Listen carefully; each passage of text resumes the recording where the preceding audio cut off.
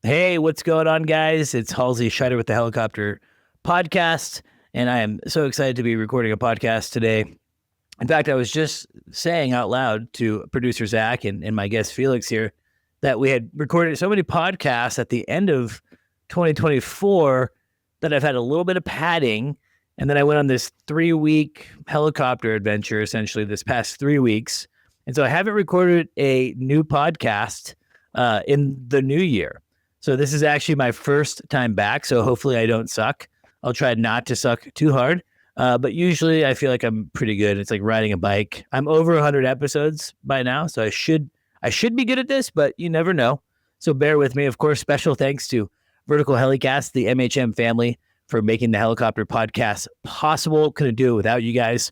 And we are so excited because this year we are going back to Verticon, formerly known as HAI, and we're going to be podcasting live from the show floor again, just like we did last year and how we did in Europe. I think I met Felix in Europe. Is that true, Felix? Yeah, that's right. We ran into each other at the Heli Expo there in Amsterdam. So welcome, Felix Christians, to the Helicopter Podcast. We bumped into each other in Europe.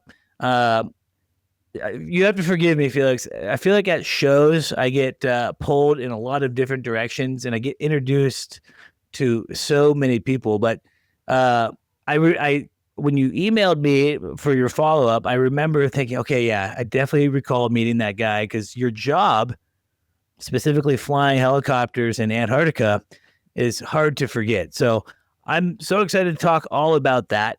But first, just give me a little skinny on you, who you are, where are you right now? I don't even know where you are. Give me just some basics on Felix. Sure, you bet. Hey, thanks for having me on, first of all. Good to be here. Of course.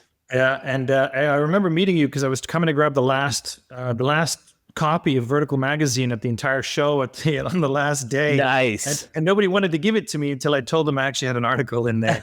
And then they're like, "Oh, okay, fine, you can have it." Okay, that's what it was. Now I remember you. Yes, okay. It's all coming back together. Yeah, so I'm in Canada, actually. I'm German-born originally, and Canadian immigrant sort of thing. I live in the Ottawa area, and I'm involved with a little flight school down the road, and that's what brought me to the European Rotor Show in Amsterdam. But at the same time, as you mentioned, I've been a pilot for over 25 years. I did the whole flight instructor thing. I went to Hillsborough, and then I was a flight instructor for a couple of years in Los Angeles. And then went to Vegas, flew the tours in the Grand Canyon, built some time. Yeah. And then pumped over to Canada. I saw that Canada was sort of Disneyland for helicopter pilots. It's, great North adventure, that kind of thing, long line, external cargo. I always wanted to do that. And so that's where I went. And I spent most of my career up in this part of the world. I also put my hand up to go down south quite a bit. So I spent 5 years off and on in Chile and Peru doing firefighting down there and oil and gas exploration, that kind of thing. Yeah. So that's me in a nutshell. Man, super cool. I didn't realize we had some commonalities. Hillsborough, first and foremost. Shout out to Hillsborough Heli Academy, formerly known as Hillsborough Aviation, back when Felix and I were going there. What years were you there? 2002. Okay, so you beat me a little bit. I was still learning. I was still educating in high school in 2002. Yeah. And I had not even thought of helicopters yet, but we were very close because I grew up in Lake Oswego. And so if you were training in Hillsborough, I was right around the corner. We could have been friends back then, but I guess not. So you didn't teach at Hillsborough? No, it's because they were full. So when I graduated there, they were chock full of all these other European students that were over there. So I ended up going down to Los Angeles, which was from an airspace perspective, really interesting to me. Every European wants to be that part of the world. LA is much bigger draw. than In Hillsboro, Oregon? I mean, what do you got? Hillsboro, Come on, home of Intel, Nike. Like, come on, Felix. And it was actually really convenient because I ended up working for 3 different flight schools all at the same time. One in Long Beach, one in Torrance, right next to the factory, and another one up north. And so I was bouncing between the 3, trying to get as much flight time in as short as time as possible, which is good. It's so funny how typical the helicopter industry is, because when I first started training at Hillsboro, it was like chocked full. Just like you said, it was like, man, so many people. It was nearly impossible to get a job. I didn't think I was going to get hired. I was able to somehow squeeze my way in there, which was convenient, being from there and my family being there. It was so competitive. And then there would be years where it was like, man, they couldn't hire enough people. And I think that's where they're kind of at now. Oh, is that right? I think it's been harder for flight schools, not just Hillsboro, but all flight schools to bring helicopter pilots in. Changes with the VA program, maybe not as much European interest anymore. I don't know. So I think that there's just numbers are kind of decreasing a little bit, but it's just, crazy to hear. And Hillsboro for so long, I think Hillsboro really kind of created the pathway for Europeans.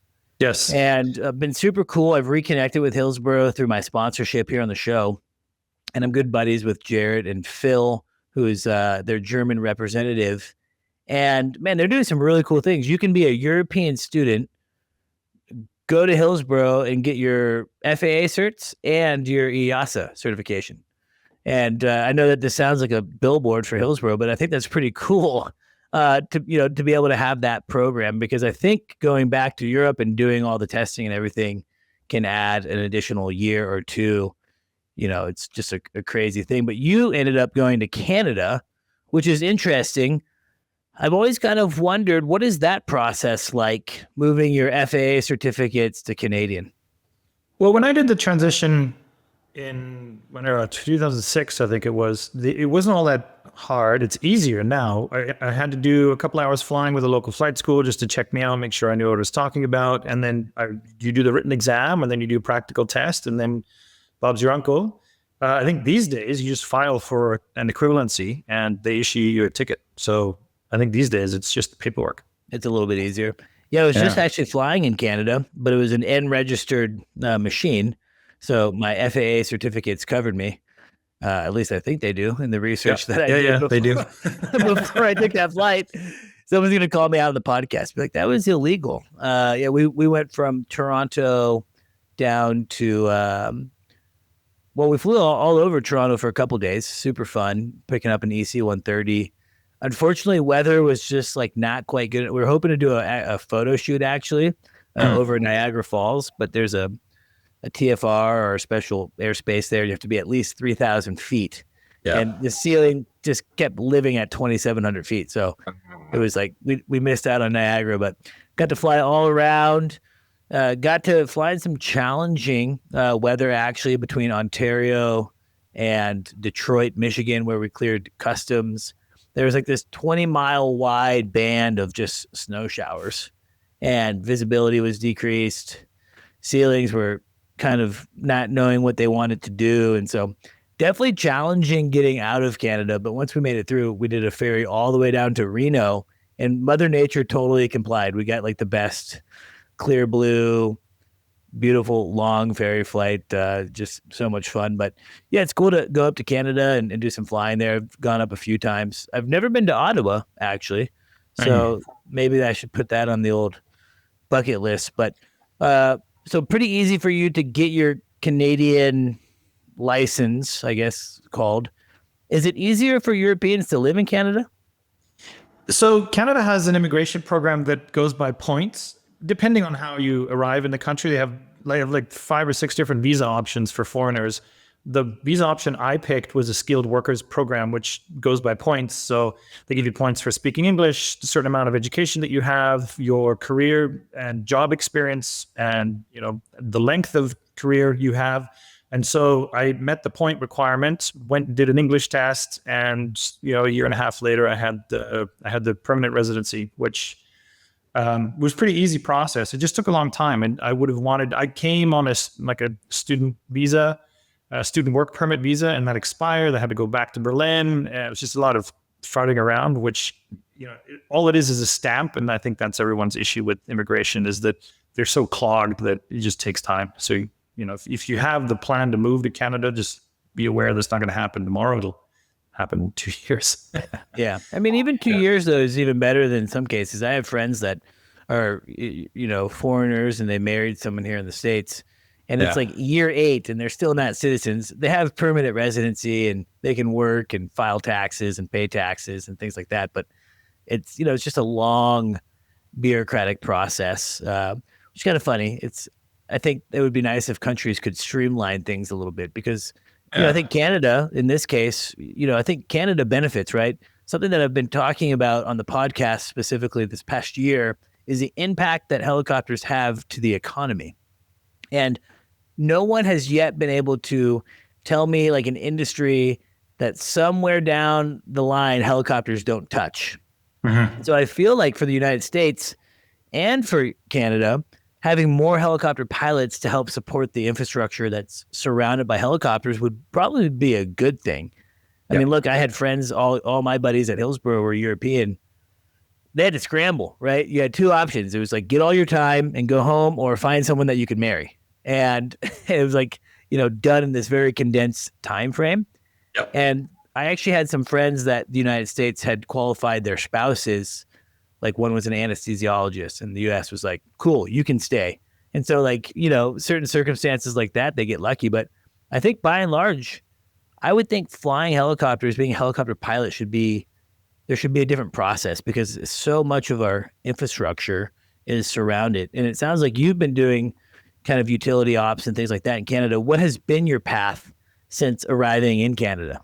Yeah, so I arrived. I very specifically went to the Grand Canyon to build time on the A-Star, because I knew that the A-Star was a good entry level, ship to fly, and so I wanted that time before I came to Canada. And then my goal was to go logging, but the logging industry sort of took a nosedive by the time I was ready to get into it. I had around 1,600 hours when I came to Canada, left the U.S.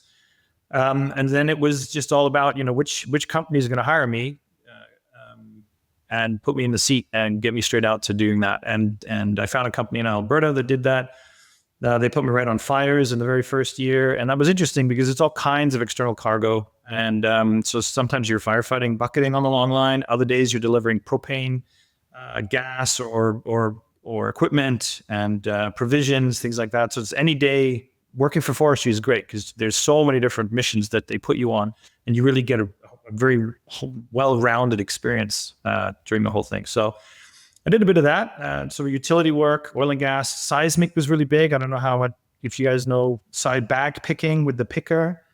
So seismic is research that the oil and gas industry does to determine where the minerals and gases and oils are in the ground. And the way they do that is they run a bunch of lines with geophones into the ground, and they get put there by people. They walk the line, put the geophones in the ground, and then perpendicular to that, they put a bunch of dynamite in the ground. And then once everything's laid out on the project, they blow it, sends a shockwave into the ground, they get the signals back, and then can determine where to test drill. And all that equipment gets laid out by helicopter in these series of bags. So you have a carousel with 8 hooks. You put 8 bags on it. You go every 50 meters or 120 meters, whatever they set the spacing, and you deposit all this material. And when you've blown the project, they would go and collect it, put it all back in a bag, and hook it up to this bowling pin that they set up in the forest. And you have to come with this picker unit and get the picker just so lined up on the bowling pin and click it into place, pick it up, and the bag slides into a catch, and then you go pick the next bag. And that is an extremely interesting and very frustrating learning curve. I bet. That's like truly like a needle in the haystack. I've seen, my only experience with seismic is back when I was working line service. I feel like Hillsborough had a carousel set up that was specific to setting up seismic. I do want to just backtrack before I forget my train of thought here. Sure. Did you start as a PIC flying those types of missions, the fire, external load, things like that? I mean, that was not an SIC? No, so Canada works, so in the US, you have this hurdle you have to climb. So no one will give you a turbine endorsement until you have 1,000 hours, which in Canada isn't a thing. So in Canada, we the flight school I work with now, we give the kids a turbine rating right in flight school. I mean, they come out of flight school with 130 hours, and they've got 6 hours on a jet box.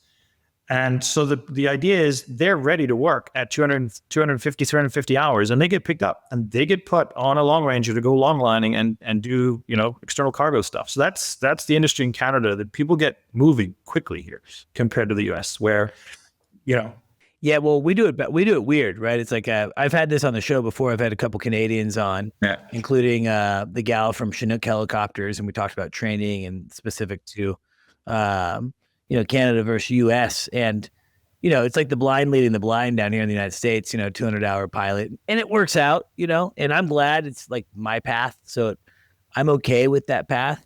Yeah. But man, I would have also been stoked to be put in a jet box for our listeners, Jet Ranger. I love that. I love that little term though. It's I've been calling it the jet box lately. We sell a lot of jet boxes, and so we're always talking about the jet box. But I would have loved to have that experience. And it's just crazy to me to think, because it's in the United States, like the idea of getting a PIC fire position where you're doing legitimate external load, that just doesn't really. I mean, I don't think it happens really. I think you have to kind of bump your way into SIC or work on the ground for a while, and then maybe you get lucky, put into a spot. So what was it like? I mean, take me back. I'm sure it's been some years, but take me back to butt in the seat, flying external loads for fire, for seismic, which I would consider production work. You have to be kind of quick or else they pick someone else. What was that like, being new to that in the very beginning? We know you love helicopters. That's why you're here. But are you ready to make it a career? Hillsboro Heli Academy has been making dreams of flying helicopters come true since 1980. Visit us at flyhaa.com and dream big. Yeah, it was interesting because the training we received at the company was on a Jet Ranger. And so they gave us 1.8 hours on the long line.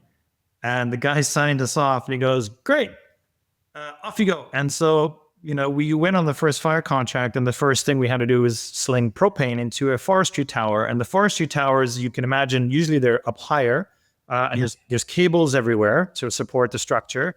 And you're flying this load you've never flown at what could go wrong? Yeah, max weight, flammable max load. Fuel. Oh yeah, for sure. Max weight, max fuel, because you got a long way to go, and you pick it up because you're pretending in front of the forestry. You're like, yeah, I've done this before, of course, because you don't want to get kicked off the job.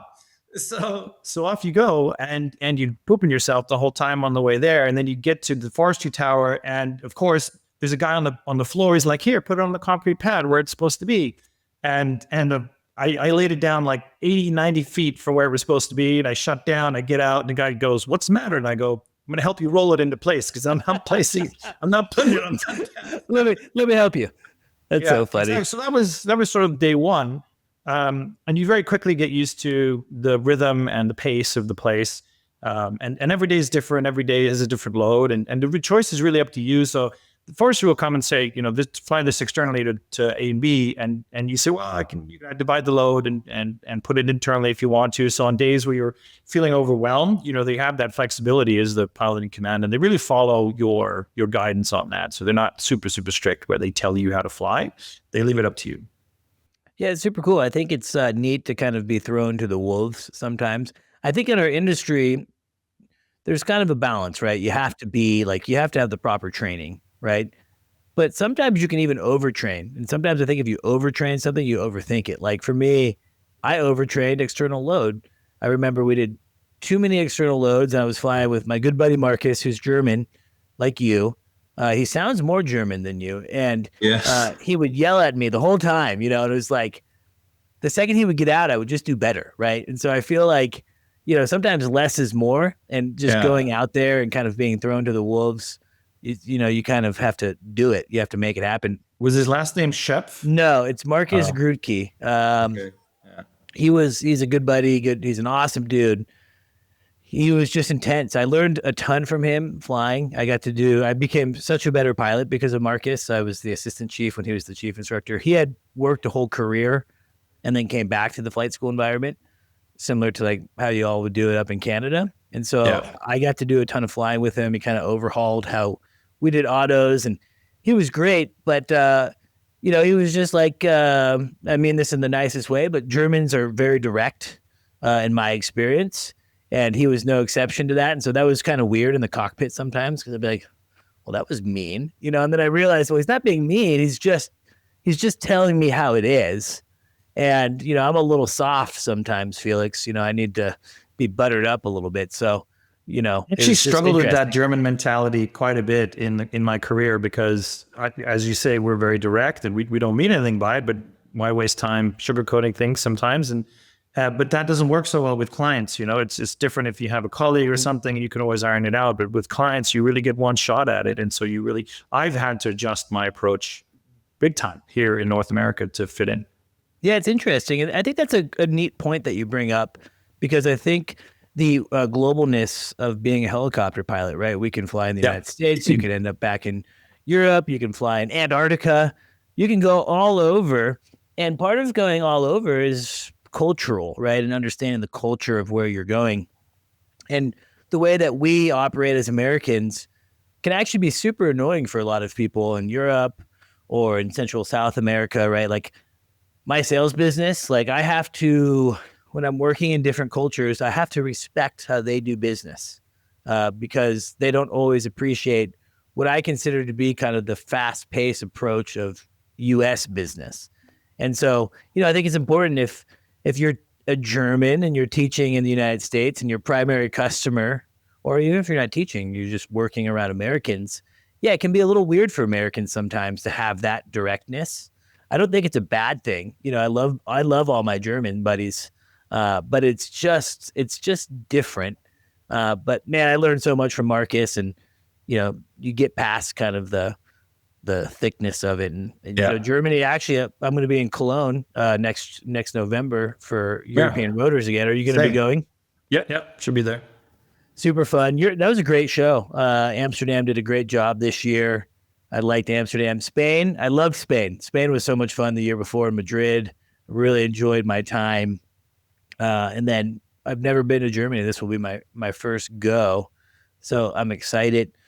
So lots to talk about with you, including the MV Ultramarine project that you're on. I think that's kind of really what I'm super excited. But you did mention that you're associated with a flight school. Just kind of curious of what that dichotomy is all about. What is your role? What's your relationship with the flight school?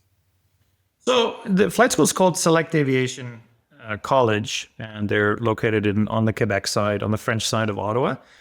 They've grown massively in the last 4 years. They built a brand new facility. I think they're at 250 students now, but it's like 80% fixed wing, 20% helicopter. So I'm helping them grow the helicopter side, because I know from my experience that I traditionally recruit in the German-speaking countries. So sure. Germany, Austria, Switzerland. I know those guys. We all grew up watching the helicopters fly around the mountains. So I know that group of people traditionally are interested in helicopter flying. So I recruit there with them. And it's a way for me to keep up with my core, where, it feels like home being involved with a flight school, because I loved teaching. I loved watching people grow in terms of their knowledge and their ability, and to see that happiness in their face, that sense of accomplishment was really important for me in my career, to have that feedback. So now that I've been out of that teaching loop for over 20 years, it's nice to go back, and because it's convenient, it's close, it's 20 minutes from my house. I'm helping them develop an external load course. So while I don't do any ab initio training, I don't train the private flight students. That's why you like teaching still. Yeah, exactly. So I help them. Exactly. So I help them prepare for like bush flying, as we call it in Canada. Learn how to sling a line, learn how to program a radio, learn how to read the forestry manual, and understand the different divisions of everything. So there's lots of stuff that you have to be prepared for in order to be a pilot that has nothing to do with flying. And that's sort of what I'm focusing on. That seems very scenario-based style training to me, which I think is great. Specifically at a commercial rating, that was kind of my go-to, was like, hey, we're going to go do missions, right? And I'm going to give you different profiles and let's kind of work through them. I don't know about you, but I got to recently on this ferry flight, I was picking up an aircraft with a client, and the client's learning how to fly. And so I actually strapped in on the ab initio training side, teaching in an aircraft that I actually I've never taught in EC 130. So what I did actually, I hadn't been flying for a long time. So I went to Maverick helicopters in the Grand Canyon. Who'd you fly for, by the way? Sundance. Oh, you were Sundance. No longer around. They didn't hire me either. So bummer.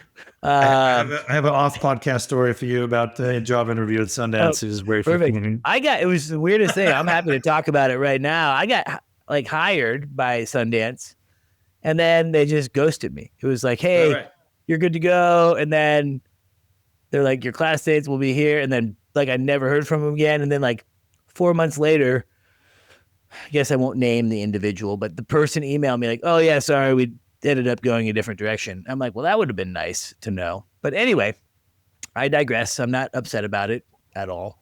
It's like it's funny. It's like 12 years ago and I'm still upset. Tell you how it goes. But yeah, I went to Maverick recently because that's where I ended up flying tours, and Dwayne, their training guy there, is awesome. So I got comfortable flying in the middle seat, working through maneuvers. What can students do to hurt you? I think it's important really like to, get that comfort. The thing that I found interesting is when I actually got back in the teaching seat, how quickly I was able to start teaching. Like it just like all came back to me. I just felt like an instructor again. And as much as I don't actually love ab initio training, this was a really fun experience because my client's super cool dude, really nice helicopter.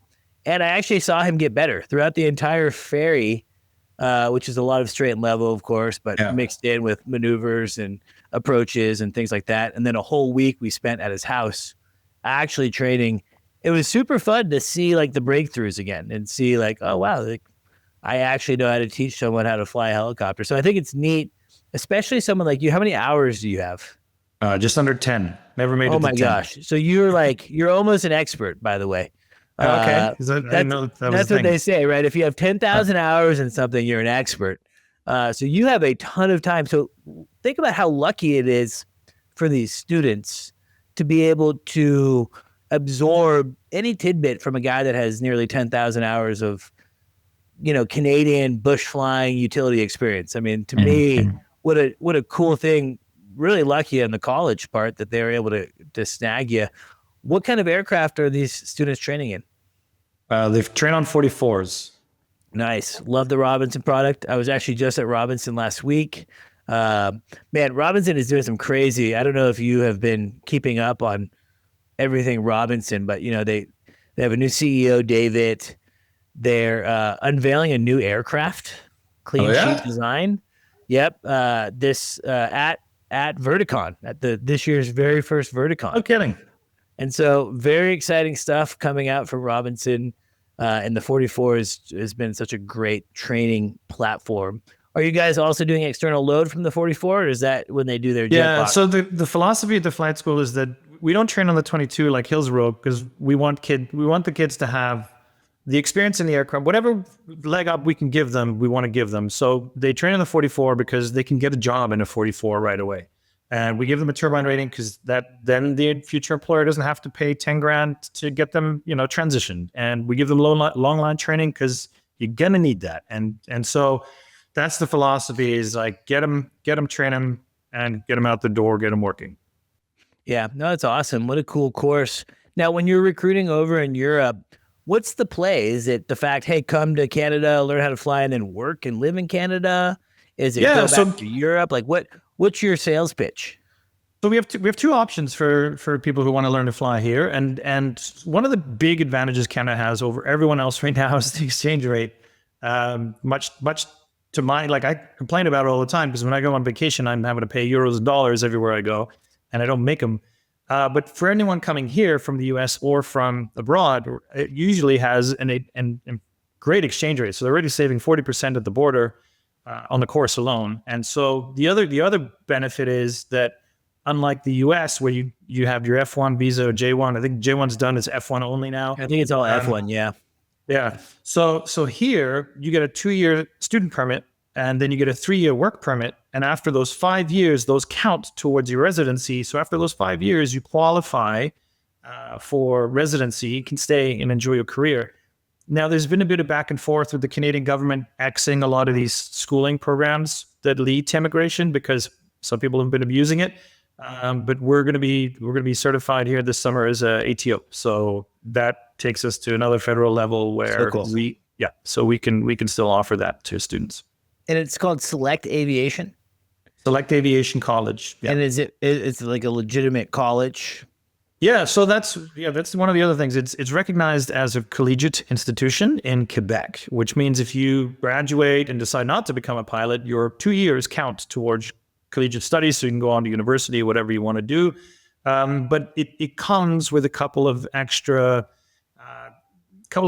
notes. So you, instead of graduating at 100 hours with a commercial license, you have to do 130 hours. So the government does say you got to do an extra training. There's a ton of theory work you got to do. So it's not like, I think normally a commercial pilot course is like 80 to 100 hours theory. We're at like 700 plus hours of theory. So they really pound on the classroom stuff. But everyone graduates and we have a 100% success rate. Wow, that's amazing. Yeah, that's really cool. And it's in Quebec. Is it English speaking or French speaking? Yeah, it's a federal program, right? So everything, international aviation language is English. So we have an exemption from the government to teach in English because that's not allowed in Quebec either. They have a funny language law. Yeah, all the business has to be conducted in French officially. Wow. Yeah. So at the restaurant, the way it works is the waitress will say bonjour, and as soon as you reply in English, they're allowed to then switch to English. But but I have a little gripe because I was in Montreal recently. We were looking at this helicopter. Actually, we ended up buying it from a well-known family out of Montreal that makes Sea-Doos and trains and airplanes.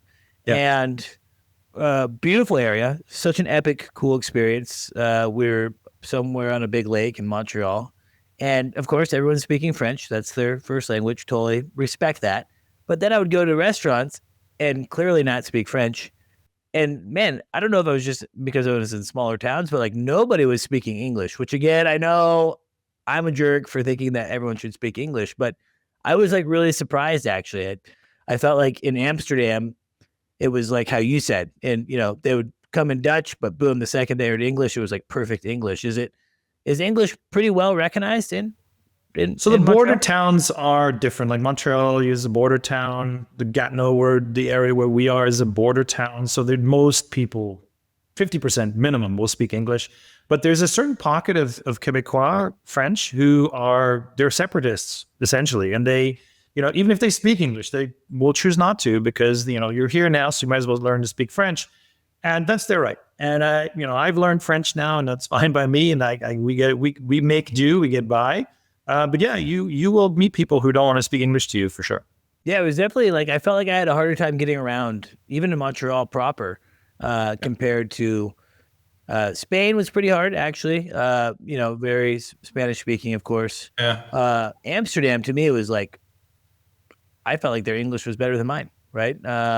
Crazy. So interestingly, someone told me once that Dutch specifically is a language is starting to die out and will be bypassed by English. I heard that same thing when I was there because I was so surprised, Felix. It was weird to me actually. I literally was like, am I in America still? Like what is going on? Because and actually in some cases at the restaurant, they wouldn't even come up and do Dutch. It was just right away English. Hey, what can I get for you? It's like. And I think that is a little sad because I do think that it's nice for countries to obviously maintain it. I guess it's nice if you're traveling. But yeah, it's just, it's interesting. Montreal is super cool. This is a fun fact. You might know this, but we were flying around Montreal. We did a test flight in the 130. And I was like, hey, where's the border? Because we were close to the border of the U.S. And the guy's like, oh, you can see it from the air. I'll show you. And I'm like, haha, you can see it. Sure. And sure enough, you can. They have in the trees, I think he said 6 or 8 meter cutout. And I have a video of it. And it was so wild. You see this entire line. You look down the line and there's houses like that are like kind of on the line. And it was really interesting. I had no idea that that's actually like a thing that they do. Yeah, you can see it on Google Maps. Goes straight across the continent. Yeah, it's just wild. So anyway, I don't even know how we got there, but that's an interesting. Oh yeah, we're talking about the college. Seems like a great program. How long has the helicopter side been instituted there? They've been doing helicopter training from day one, so they were always set up to do both fixed wing and helicopters. They just grew faster because I think they got a couple. They have a really interesting contract with Air Canada and Porter where they move the students on right away, and so the training is very much geared towards this, sort of commercial airliner flying. And they all come out of school with a frozen ATPL, which means they can, as soon as they get their 1,200 hours or 1,500 hours or whatever it is, they get their ATPL in the mail. Very cool. Well, man, what a great program. Select Aviation College. Yep. I'm sure, is there like a good website? Yeah, selectaviationcollege.com. Easy. I should have guessed. And what is your title there? I'm just a recruiter for them currently. Okay. And you've been doing that for how long? Oh, it's just only since September. Oh, very cool. So it's all kind of new. Well, again, very neat. I mean, again, if you're listening to the podcast, you're in Europe or Canada. What about the United States? Can people do people ever come from the States? Yeah, for sure. They do come. But they have so many options in the States, and most people don't really consider it. And I think the savings aren't huge. So unless the intent is to work in the Canadian industry, which some people, as soon as they learn about it, then I think you can advance quicker in Canada than you might be able to in the US, depending 100%. on where you are. Agree. So, yeah. Flying around, do you know a guy up there named Darcy Hoover? Nope. Darcy, he was on my podcast. Oh, his book. I had his book back there. I got to put it back. Okay. Cologne and Coffee, I think, was one of his books. But he's like a well-known. He contributed to Vertical. That's how I got connected with him. But he's like a well-known bush guy, and he's just done like everything Canada. And I would agree. I think that the mecca of helicopters is Canada, and I think the pilots produced are very utilitarian, like very good stick pilots. I was flying with my buddy Marcus last week. Mm-hmm. Or 2 weeks ago. And he flies, 130 now and R66 and a company called Big Blue Air that he kind of runs and operates. Okay. And they do like charters, and it's like pretty like what I call like white collar flying, not so much utility, but his whole background was like, learning Canadian utility and then ag. And he is such he makes me feel so inadequate as a pilot because I'll fly with him and he's just so comfortable, confident. We were landing in some pretty tight spots. And he just has a feel for the helicopter that I admittedly don't have. And it was just, I think that the Canadians, especially, getting in a turbine at a young hour stage, flying external load at a young hour age, and then going out and doing it yourself and acting as a PIC, I think that's really a leg up. I actually think that being a helicopter pilot in some scenarios, it's kind of a little more badass in Canada. I mean, it really is. It's kind of still like gritty up in Canada, where it's a little watered down here in the States. Yeah, I mean, bring a tent is all I can say. So. Yeah, there's the trade-offs. Yeah, I've definitely heard some stories of staying in certain camps and it's really cold and doing some pretty sketchy things with weather. And I'm guessing that the industry's changed a lot, just like.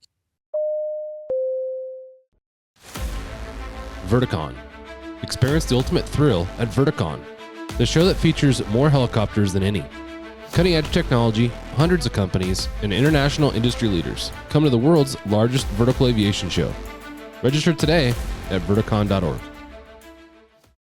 Yeah, I was surprised it was as cowboy, without meaning to say anything bad about it. It was a very cowboy when I got here in 2006, and it has come a long way.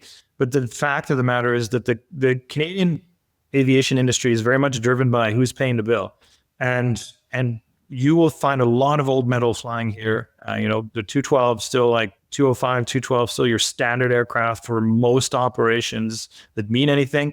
You'll see a couple. You see the ENS guys are flying new stuff. The Smagustas there at Orange, and the Stars is now bringing in the new 145s and stuff like that. But like, I mean, that didn't happen until 2012 or whatever. And when you started seeing a turn there. But the foundation, the commercial industry still doesn't want to pay for a 145. They don't want to pay for a 139 or 169, which they could, but they're not doing it. Yeah. So. Well, it's interesting. I'm curious to see where the world goes on all that, because even then, here in the States, I mean, there's a lot of true and tested old airframes that are fighting fire, doing utility work. Hillsborough Aviation, actually, which is no affiliation now to Hillsborough Heli Academy. Max picked up a 145 last year. They put it on fire contract this year. I think it was kind of the first of its kind of machine, in the U.S. market for firefighting. So I'm definitely curious to see where it goes. But man, a price tag of a new 145, you could buy, 5 or 6 older aircraft that are, maybe just as capable, and parts. Yeah. But, maybe, there's a lot of nuance and there's a lot of safety features and some enhancements that, can you put a price on?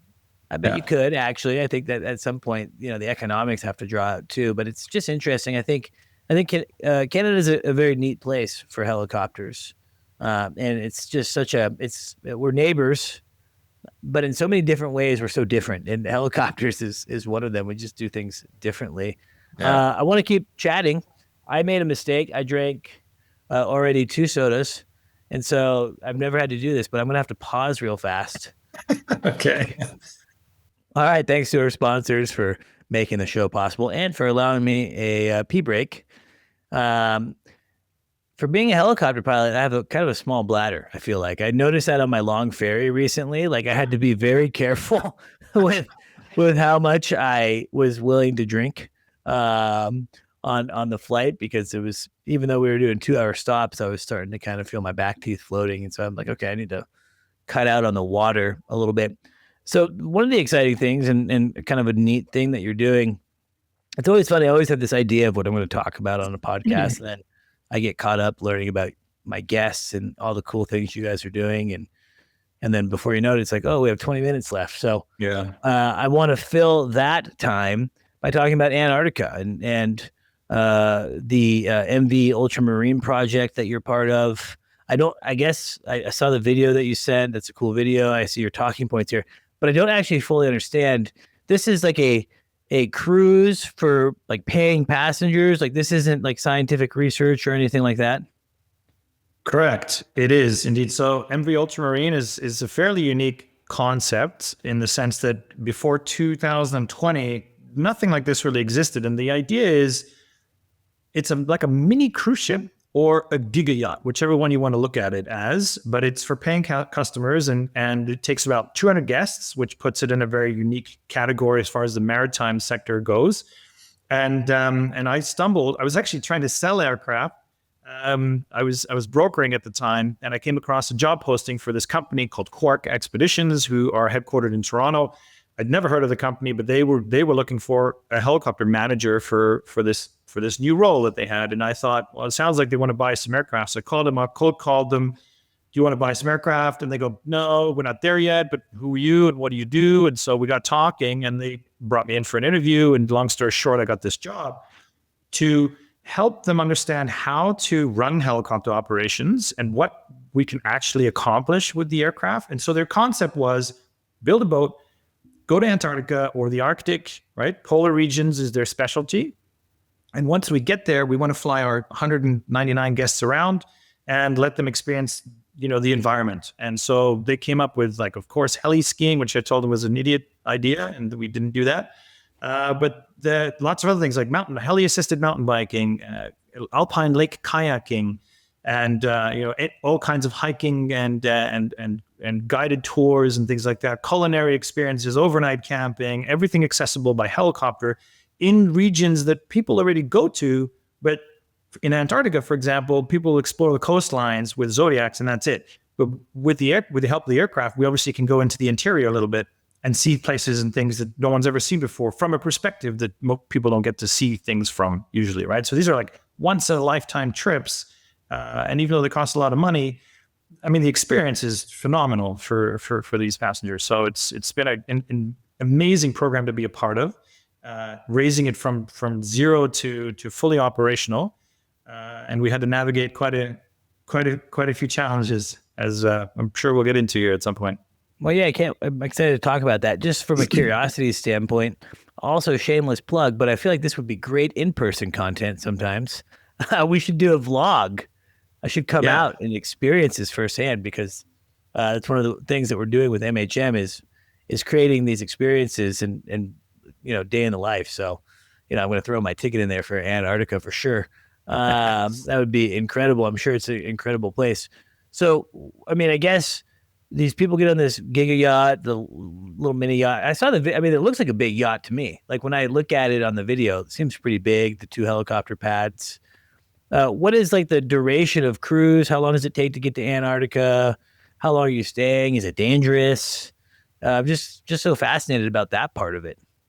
Yeah, I mean, it's far away. So you have to fly into, usually people sort of congregate in Buenos Aires, and then from Buenos Aires, everyone gets on a charter flight and goes down to a place called Ushuaia, which is sort of the last town in the tip of South America in Patagonia on the Argentinian side. And from there, most all of the Antarctic excursions will launch to Antarctica. It's a 2-day sail down through the Drake Passage where it can get pretty wavy. And then it's not so bad though. And then you get down to the Antarctic Peninsula. And so most of the trips are between 7 days is a very short one. And considering the 2-day, 4-day there and back travel, most people will do a 10-day travel. But there are long journeys like 3 weeks. So you can go out east and see some of the islands and then go back down to the peninsula and do a sort of a round trip. And even Cape Horn, some people throw in the Chilean part, the fjords as well. So it can get lengthy if you want. Man, be such an incredible experience. What about cold plunging? Have you jumped in the water in Antarctica? Yeah, so I've probably been on the boat half a dozen times in both Antarctica and the Arctic, and I've jumped into both oceans once only because once is enough.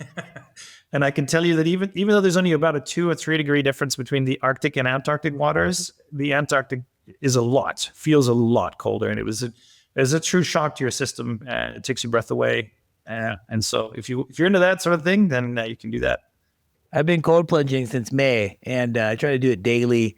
And I'm up here in Central Oregon. It's quite cold now, and I do it in a river.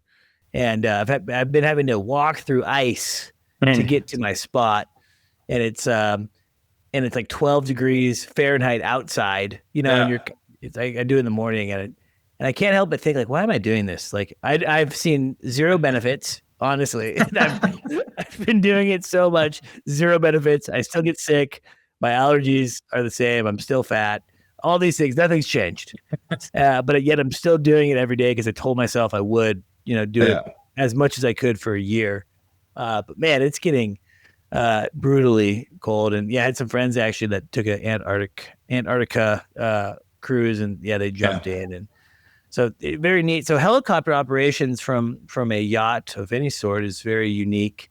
My buddy Dan Duderman, who I think was like episode number 2 or 3 of the helicopter podcast. Duderman is not a nickname, that's his last name. He was a Coast Guard guy, but then he started a company that was doing yachts and helping people get set up for yachts. So, very interesting flying, lots of logistics, lots of safety considerations.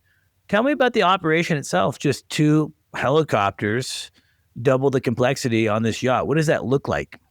Yeah. Where to start? So the company decided that they wanted to make sure everyone gets to fly. So that was our primary consideration is what aircraft would be suitable for the job. So we had to have sort of 10, more than 5, less than 10 passenger seating capability. We had to have the endurance, and the machine had to be small and compact enough to be tucked away, folded away into a hangar.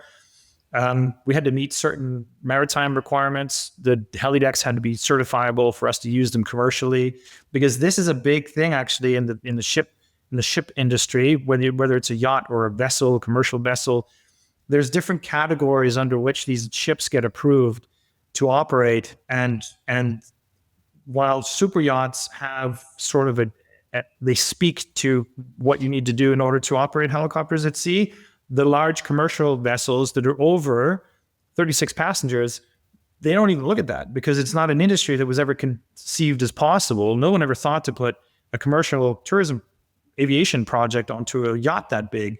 And so there's like an absence of regulation at the time that gave us a bit of a headache in terms of what we had to do, why we had to train, whether the train was required or not, because you're always trying to save money on a project like that. So it's like, what's actually required here? And so we had lots of people telling us things that, you do this, you need to buy that. And so for us to cut through some of that and figure out exactly what we needed while trying to raise the safest program possible with the best options. Because if you're down in Antarctica, you can't go down to your local OEM and get parts.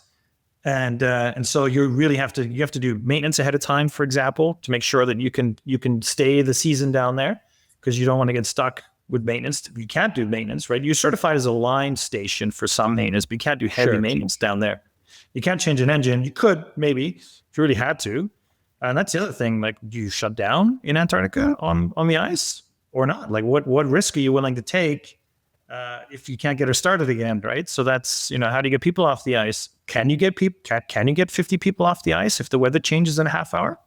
And so these are all calculations you have to do ahead of time to make sure you're ready for the big boys.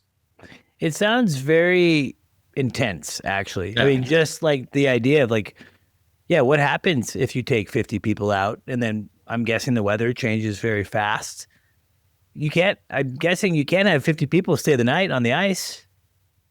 Well, you're going to have to. So you're not allowed.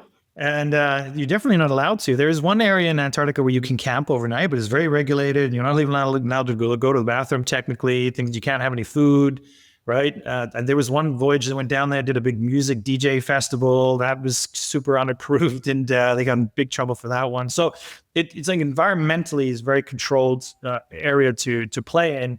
And so that is something that gave us a lot of headaches. But in terms of the weather down there, it's not so much like snow and low cloud, even though there's quite a bit of that. It's more the wind. It gets extremely windy and extremely quickly.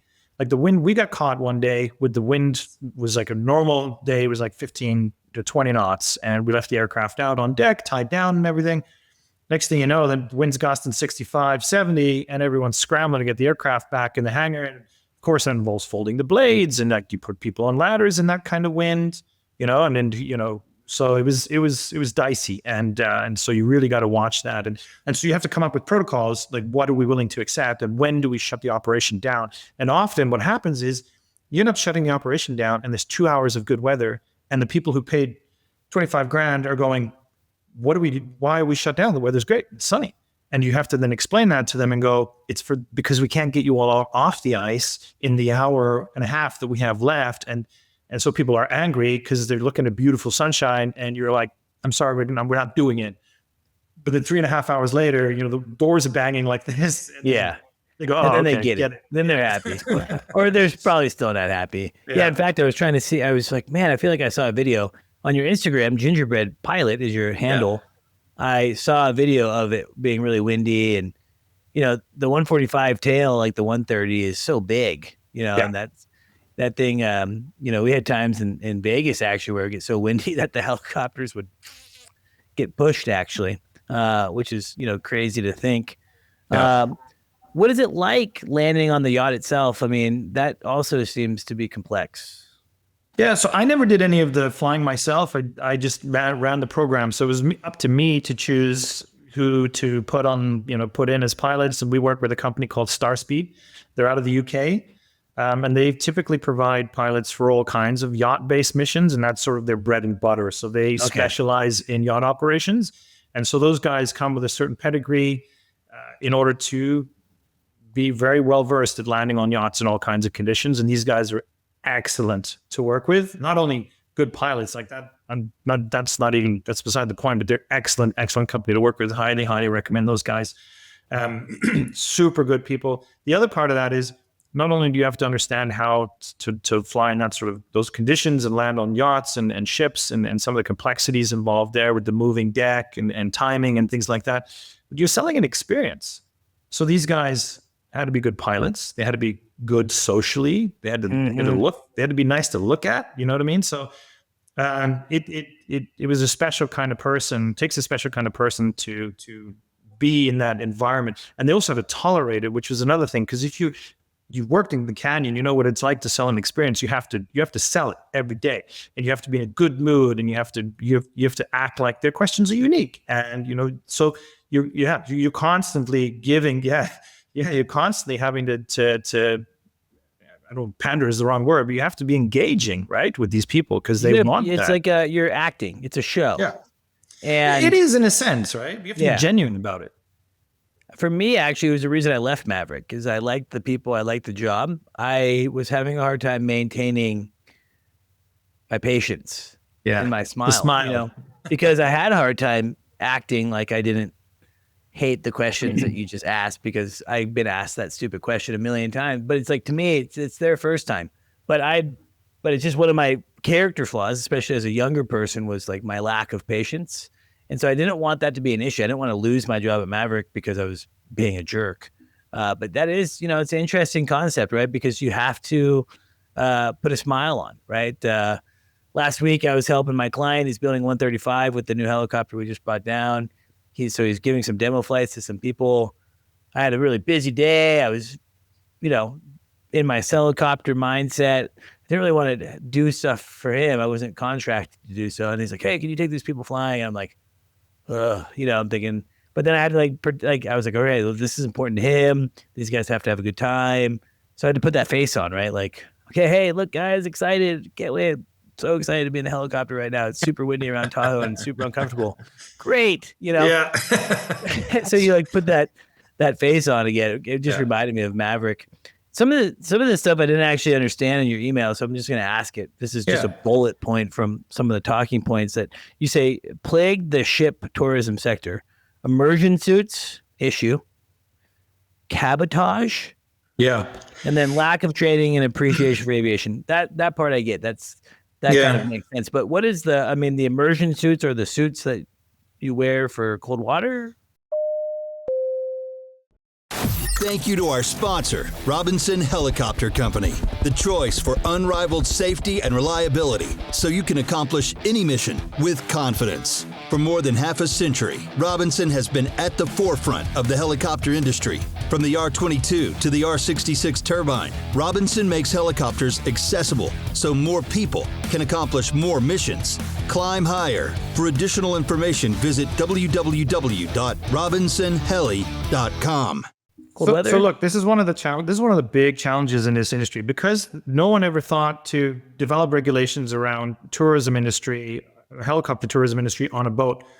We are subjected to regulations that were designed to fit the oil and gas industry. And immersion suits is a great example, and I'll tell you why. The oil and gas sector has come up with lots of safety protocols like immersion suits for oil and gas workers who fly routinely to oil and gas platforms, and those are usually long flights, like an hour and a half over open water where there's nowhere to land at night, bad weather. And they're all fit 20, 30-year-olds, and they all receive Hewitt training. They learn how to swim in this suit. They know how to open a raft. They can get themselves in. They know how to pop a flare, turn on a beacon, all that stuff, right? And that same regulation applies to the guests that are on these voyages whose average age is 65 or older. And when you say, come to our luxurious voyage to Antarctica, here, put this immersion suit on, the panic sets in, right? They're like, holy cow, what have I got myself into? And that's before they're even in the suit. So if you've ever put one of these suits on, they cut off your circulation, they make you feel claustrophobic, you start sweating.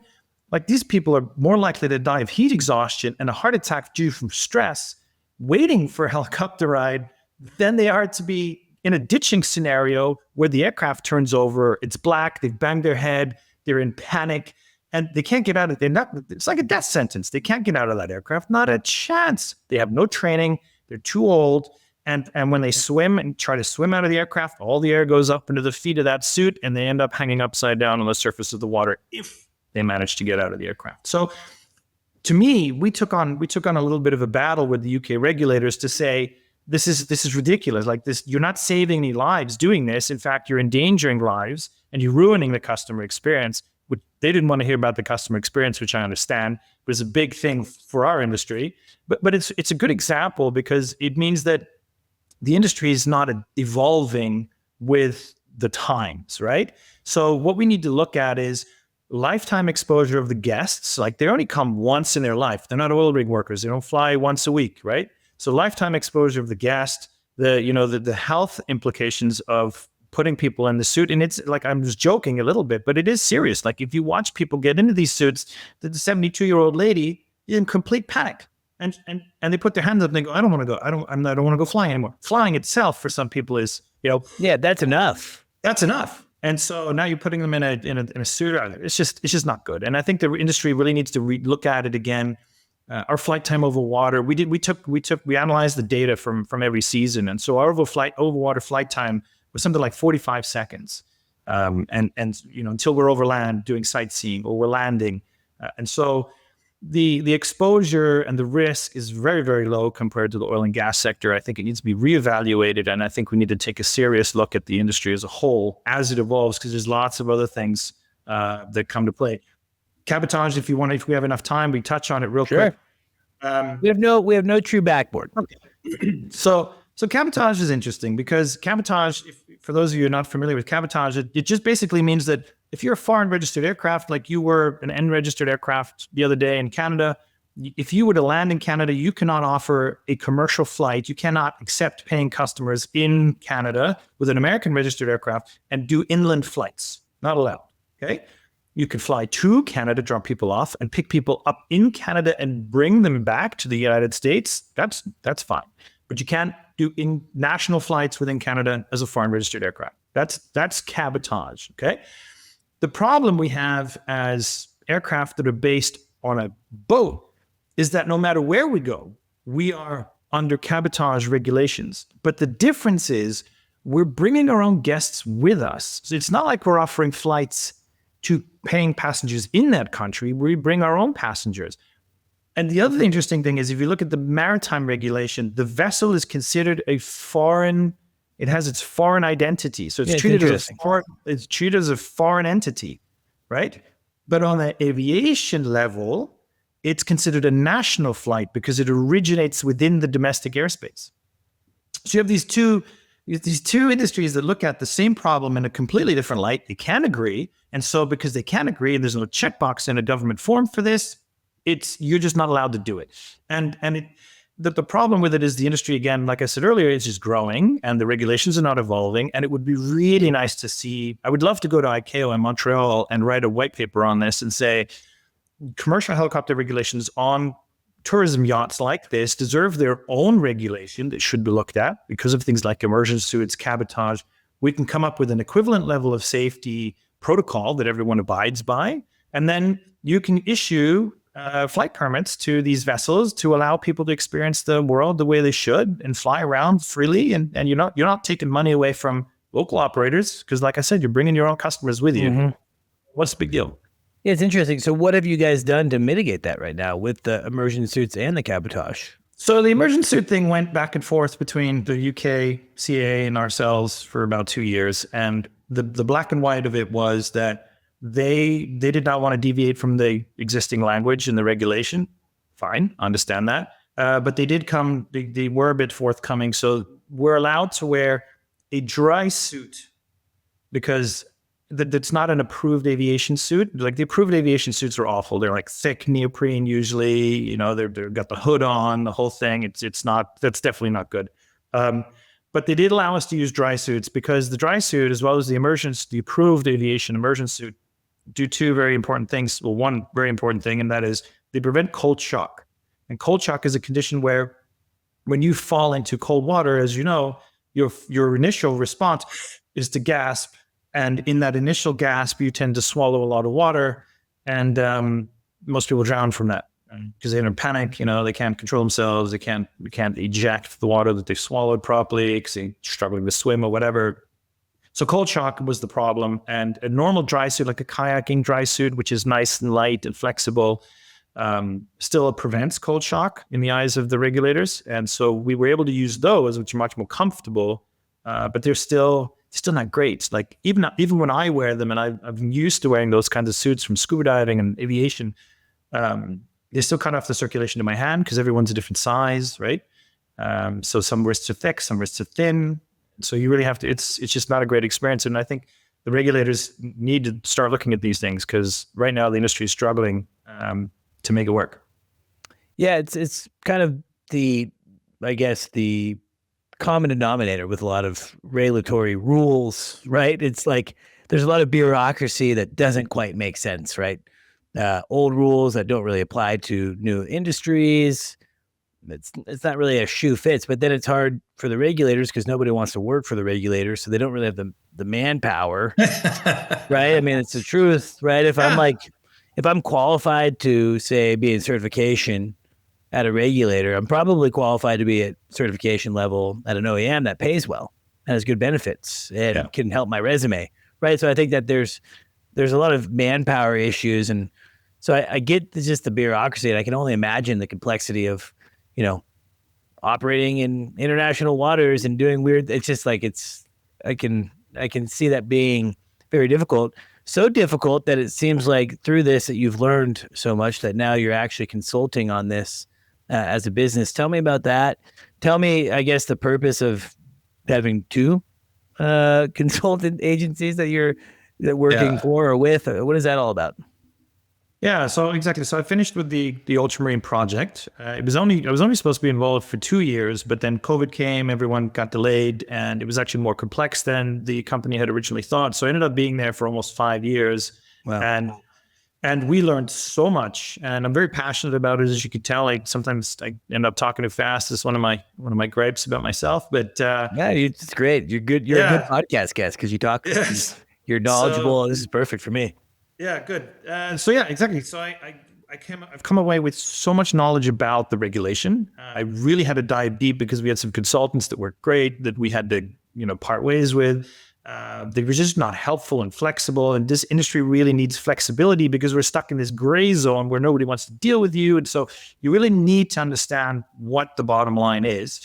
And I have found that bottom line. And so I turned around now and I'm helping other people in two ways. And so I opened two consultancies. I didn't plan on doing this, but it seems what the industry is calling for. One consultancy is called Deck 8 Aviation, and we focus on commercial projects like the one I just described with Ultramarine, where there are quite a few big commercial projects like this. They're actually retirement residences projects where you can, I think it's like $60 million or something like that. Yeah, that's great. I heard that. Yeah, you can buy a retirement residence, and so they're planning to have a full twin helicopter operation on the top deck to allow their guests to travel and see and sightsee and VIP flights and things like that.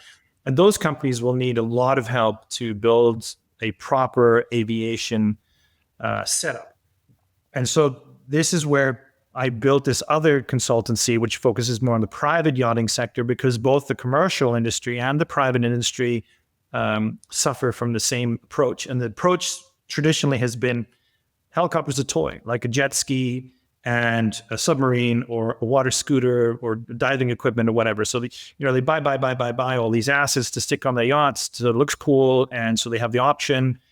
Saves time. It's huge, right? So the problem with the approach so far has been that it's not to aviation standards, and so everyone's been very focused on what the maritime sector tells them to do, because the yachts are usually managed by the captain, who is the end-all be-all. He's usually the owner or operator of the company that has been created to manage the yacht. And so they're only focused with the maritime rules. And there's nothing. The only rules they have is to tell you how to train your helideck personnel. There's no aviation management training for captains or officers. They don't know what airspace looks like. So they park off the coast of Italy, and they're like, launch the aircraft. And so it's up to the pilot to figure out what airspace they're in, And so there's a lack of communication between the aviation operator and the maritime operator, where there's no synergy. They are not trained to work with each other, and they point the finger at each other, saying that's your responsibility and that's your responsibility. So things like fuel, the chief engineer on the boat will not test the fuel because it's not his problem. It's aviation fuel, even though it's in his tanks in the ship. And so you get all these weird situations, gray areas, ambiguity, and all that stuff is bad news for safety. And so my consultancies aim to educate people on, crews, captains, cruise officers on how to manage an aviation operation. And they train them to run these operations so that they're all comfortable doing it. At the end of the day, you can have a yacht or a vessel that's certifiable to an aviation standard that people can work with. And it's just not happening right now because everyone's so focused on the maritime regulations. Yeah, it's so crazy. I think that there's a whole podcast in there, to be honest. Well, So I think what we should do, I don't know if you're open to this, Felix, or not, but I think we should have a part 2 of just talking about this, because this is something I'm very unfamiliar with. And I'm just hearing you say these things and I want to ask all these questions, but we've kind of ran into our backboard for today. Yeah. So would you be open to coming back like this week even to talk about yacht specific operations? Because I feel like I could really tangent in there. So to our listeners, I'm just throwing this out there. This is just all happening as we go, but I think you should stay tuned for part 2, because part 2 will talk more about what Felix is talking about. This is just to me fascinating. So if Felix, if you're open to that, then like we can just do that. Is that cool? For sure. Let's do it. Perfect. Okay. Well, to our listeners, this has been a great part 1. We're just coming up with this now at the Helicopter Podcast. Keep it light. We keep it interesting. But this has been super cool hearing just your story, Felix. But I think next week, if you tune in, you can learn more about the yacht side. And I just have so many questions, and I know it's just going to take up a lot of time. And I have some other things that I have to get to. So I think a part 2 would be awesome to talk about that. Again, to our sponsors at MHM Publishing and Vertical Magazine for the HeliCASTS platform, thank you for making this podcast possible. Felix, thanks for joining us today. And we'll see you here for part 2, where we talk more about helicopter yacht operations. Check it out.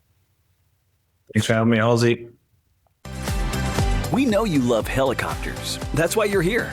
But are you ready to make it a career? Hillsboro Heli Academy has been making dreams of flying helicopters come true since 1980. Visit us at flyhaa.com and dream big. Verticon. Experience the ultimate thrill at Verticon, the show that features more helicopters than any. Cutting-edge technology, hundreds of companies, and international industry leaders come to the world's largest vertical aviation show. Register today at verticon.org. Thank you to our sponsor, Robinson Helicopter Company, the choice for unrivaled safety and reliability, so you can accomplish any mission with confidence. For more than half a century, Robinson has been at the forefront of the helicopter industry. From the R-22 to the R-66 turbine, Robinson makes helicopters accessible so more people can accomplish more missions. Climb higher. For additional information, visit www.robinsonheli.com.